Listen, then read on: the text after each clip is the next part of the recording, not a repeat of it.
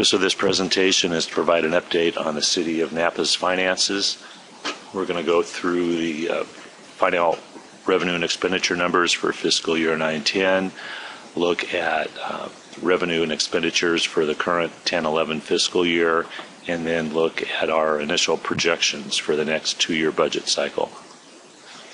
For fiscal year 9-10, we ended the year with a shortfall in the general fund of $3.4 million. That $3.4 million shortfall was achieved after City Council approved budget reductions last March, totaling $3.1 million. For this fiscal year, the budget as it was adopted in June of 2009 anticipated a shortfall, a deficit in the general fund of $3.2 million. As we got into the year and we saw that our revenues were dropping substantially from our previous projections, our $3.2 million budgeted shortfall increased to $9 million. And so in August, the City Council approved a number of adjustments to the budgets. Those adjustments included labor concessions, which were agreed to by all the bargaining units, which amounted to $2.2 million. The City Council approved a supplementary retirement program, which resulted in savings to the general fund of $800,000 this year. All of the operating departments implemented reductions, which totaled $4.3 million. So overall, we reduced the budget for 10-11 from $68.3 million down to $62.1 million. Based on our second quarter report through December, the general fund had received about 40% of its revenue, or almost $24 million of the $59.4 million budgeted, and we'd spent about 48% of our $62.9 million budget. So what we are projecting right now is that by the end of June, the end of this fiscal year, the general fund shortfall or expenditures will exceed our revenues by $2.6 million.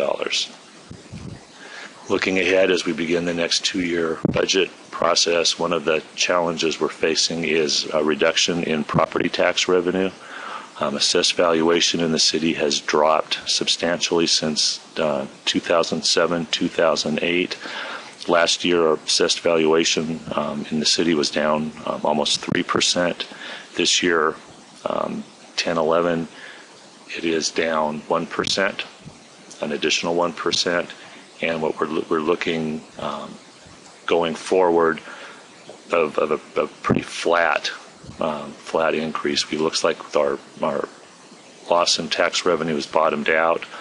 Next year we're projecting an increase of 0% and about 1% the second year of the next 2-year budget. Sales tax is very similar. We saw a reduction in sales tax in fiscal year 9-10.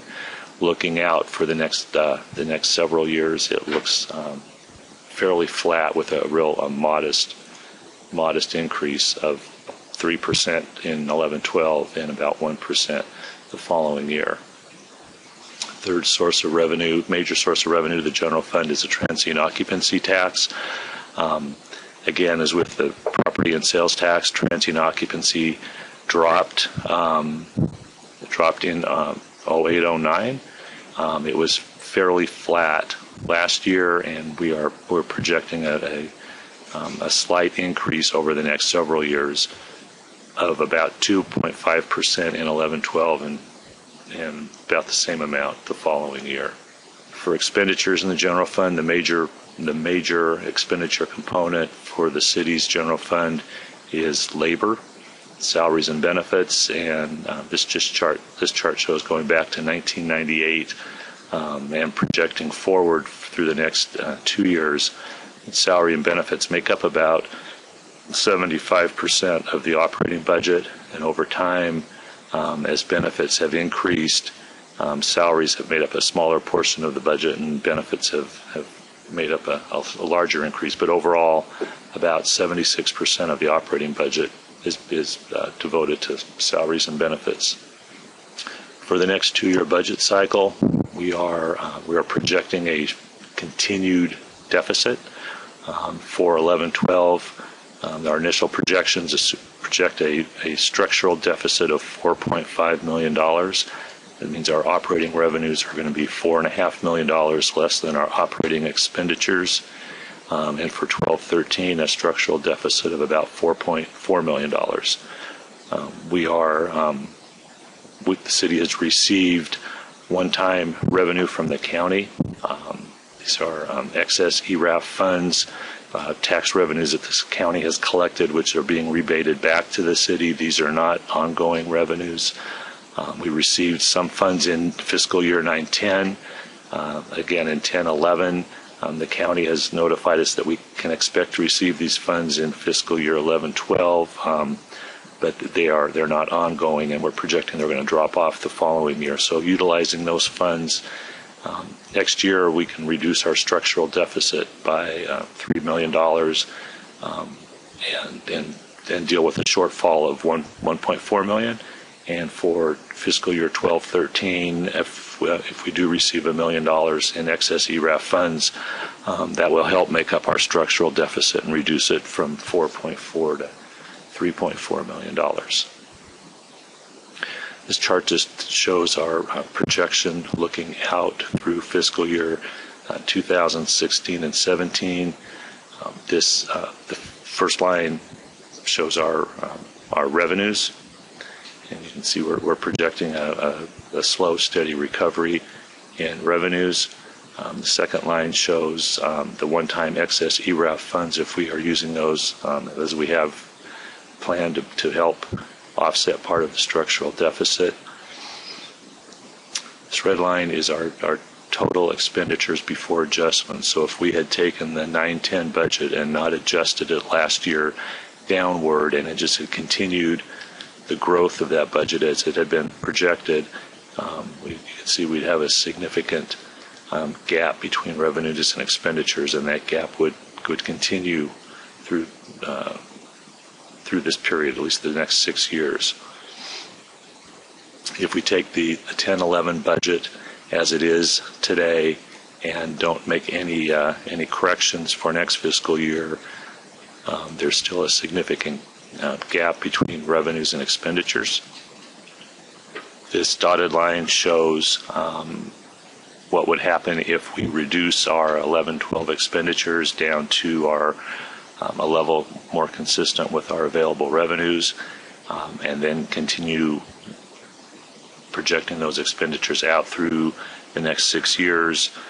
You can see that there's still a revenue shortfall every year, but the deficit, the gap between revenues and expenditures is much closer.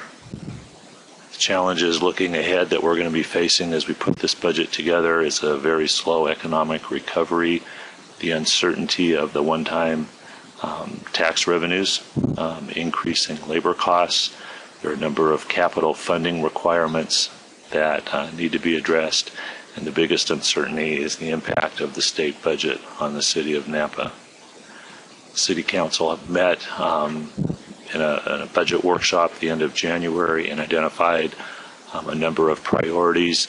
Their main top priority that they unanimously agreed on was for the city to attain fiscal sustainability, that we would monitor our revenue and expenditure growth, and that there was a need for fiscal structural balance, that we make every attempt to develop a balanced budget so that the city is financially viable going into the future. In order to do that, for fiscal year 11-12, we have $1.4 million of funding that we need to identify, or cost savings, and that assumes that we are using $3.1 million in one-time revenue to offset the structural deficit. And for fiscal year 12-13, we have a $3.4 million deficit that we need to identify funding for, and again, that assumes that we have used $1 million in one-time revenue. Funding options that we'll be looking at as we put together the next budget are program cuts. All of the departments are identifying areas where they can cut their operating programs. We're looking at employee cost savings and utilizing the orderly drawdown of operating reserves.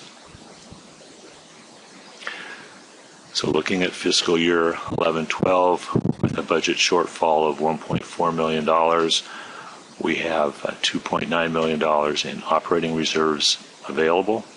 One alternative is to utilize labor concessions savings of $600,000. That would require an additional $800,000 in departmental budget cuts. And for 12-13, we've identified labor concessions, potential labor concessions of $1.1 million, departmental program cuts of $800,000, and then we would still need to use $1.5 million of operating reserves to cover the shortfall. That would leave us with only $1.4 million in operating reserves going into the next 2-year budget cycle. So where we go from here, budget departments are all working on their next 2-year budget. City Council held a workshop the end of January, reviewed this information. We've had preliminary meetings with the bargaining groups. Those will continue. We held meetings with all employees the week of February 16th and 17th. The schedule provides for finalizing employee group discussions at the beginning of April. Based on those discussions and the departmental budgets that are due the beginning of March, we would prepare a preliminary budget which would be distributed to the City Council in May, adopted in June, and then be implemented July 1st. If you have any questions regarding any of this information, please feel free to contact me, Bill Zanoni. You can get me at by email at wzanoni@cityofnapa.org, or you can give me a call at extension 7888. Thank you.